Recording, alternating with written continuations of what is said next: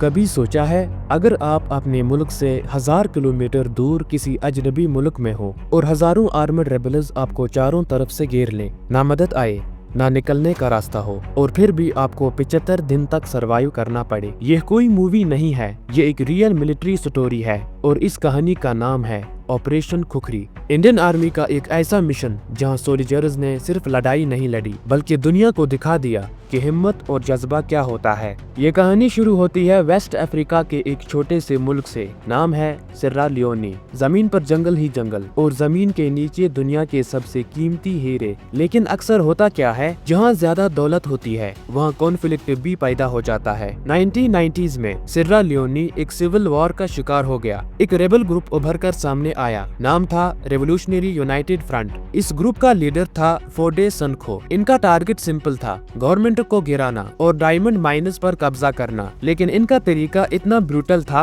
कि दुनिया हैरान रह गई। रेबल्स गांवों पर हमला करते, सिविलियंस को पकड़ते और उन पर इंतहाई जुल्म करते। कई लोगों के हाथ और पांव काट दिए जाते ताकि लोग वोट ना दे सके। ये एक डर पैदा करने का तरीका था। सबसे ज्यादा जुल्म बच्चों पर हुआ। रेबल्स ने हजारों बच्चों को उठाया, उन्हें ड्रग्स दिए और फिर उनके हाथ में AK-47 राइफल्स दे दिए गए। बच्चों को चाइल्ड सोल्जर्स बना दिया गया। उन्हें इतना ब्रेन वॉश किया गया कि वो सिर्फ ऑर्डर्स फॉलो करते थे। पूरा मुल्क धीरे धीरे बिना कानून के जंग का मैदान बन गया। जब हालात कंट्रोल से बाहर हो गए तो 1999 में यूनाइटेड नेशंस ने इंटरवेंशन किया। एक पीस मिशन लॉन्च हुआ। इसका नाम था United Nations mission in Sirra Leone. Mission का पर्पस था रेबल्स को डिसआर्म करना और मुल्क में पीस एंड स्टेबिलिटी वापस लाना। इस मिशन में कई कंट्रीज की आर्मीज आई, लेकिन सबसे इम्पोर्टेंट रोल मिला इंडियन आर्मी को। इंडिया ने अपनी एक्सपीरियंस्ड यूनिट्स भेजी, जिनमें शामिल थे गोरखा राइफल सोल्जर्स, पारा special forces commandos. Indian soldiers जब सिर्रा लियोनी पहुंचे तो उन्होंने सिर्फ मिलिट्री ड्यूटी नहीं की, उन्होंने लोकल लोगों की हेल्प और सपोर्ट भी शुरू की। मेडिकल कैंपस लगाए गए, लोगों का फ्री ट्रीटमेंट हुआ, साफ पानी के लिए बोरवेल्स बनाए गए और बच्चों के लिए स्कूल शुरू किए गए। सिर्रा लियोनी के लोगों के लिए इंडियन सोल्जर्स एक प्रोटेक्टर्स बन गए। लेकिन ये बात रेबल्स को पसंद नहीं आई। उन्हें डर था कि अगर लोगों का ट्रस्ट आर्मी पर हो गया तो उनका कंट्रोल खत्म हो जाएगा। इसलिए उन्होंने एक डेंजरस प्लान बनाया।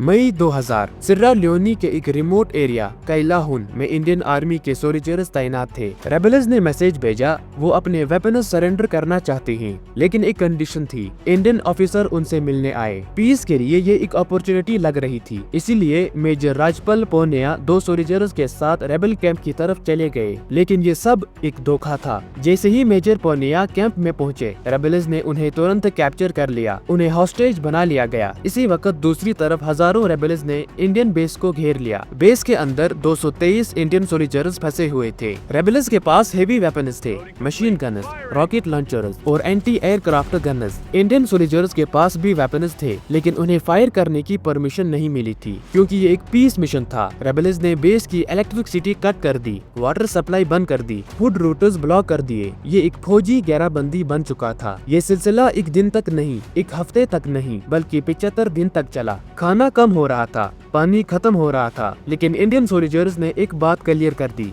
हम सरेंडर नहीं करेंगे। आखिरकार इंडिया ने डिसीजन लिया। अपने सोल्जर्स को वहां छोड़ना पॉसिबल नहीं था। दिल्ली में एक बोल्ड रेस्क्यू प्लान बनाया गया। इस ऑपरेशन का नाम रखा गया operation khukri. Khukri basically Gorkha soldiers की ट्रेडिशनल कर्व्ड नाइफ होती है और जब ये निकलती है इसका मतलब होता है फाइनल अटैक। इंडिया ने पारा स्पेशल फोर्सेस कमांडोज को सिर्रा लियोनी भेजा। ऑपरेशन में शामिल थे MI-35 attack helicopters, MI-17 transport helicopters और ब्रिटिश चैनूक हेलीकॉप्टर्स। ये एक जॉइंट मिलिट्री ऑपरेशन था। 15 जुलाई 2000 सुबह का वक्त था।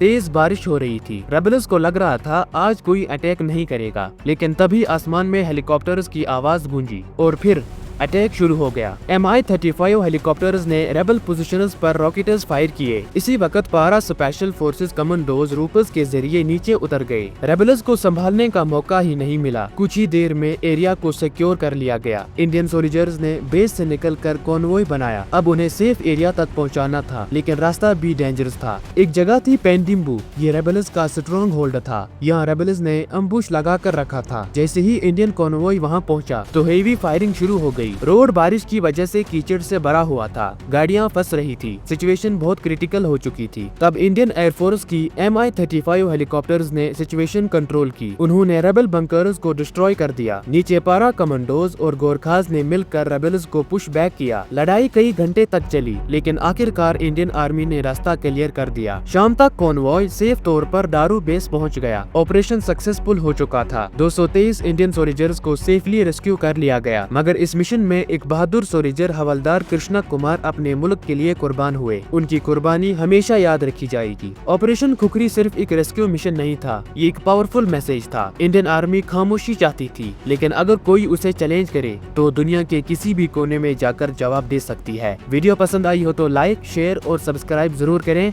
I will see you in the next time. Thank you.